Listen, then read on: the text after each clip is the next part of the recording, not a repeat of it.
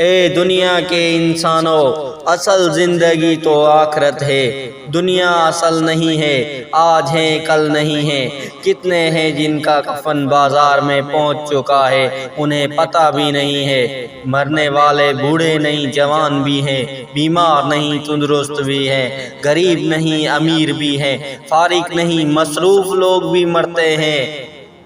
کتنوں کا آخری مہینہ چل رہا ہے، کتنوں کا آخری ہفتہ چل رہا ہے، کتنوں کا آخری دن چل رہا ہے۔ اگلا جمعہ نہیں ملے گا۔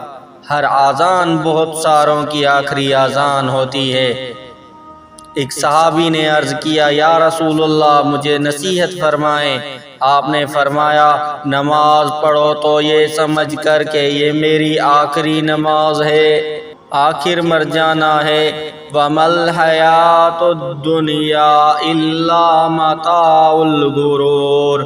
کان کھول کر سن لو، دنیا کی زندگی دھوکہ ہے، دنیا کی زندگی دھوکہ ہے، اصل آخرت ہے، اصل آخرت ہے۔ آج ہنس رہے ہیں، کل رو رہے ہیں، آج کے جوان کل کے بوڑھے، آج اکڑ کر چل رہے ہیں، کل کمر جھکی پڑی۔ اگر دنیا میں رہنا ہوتا تو سب سے زیادہ حقدار تو حضرت محمد صلی اللہ علیہ وآلہ وسلم تھے۔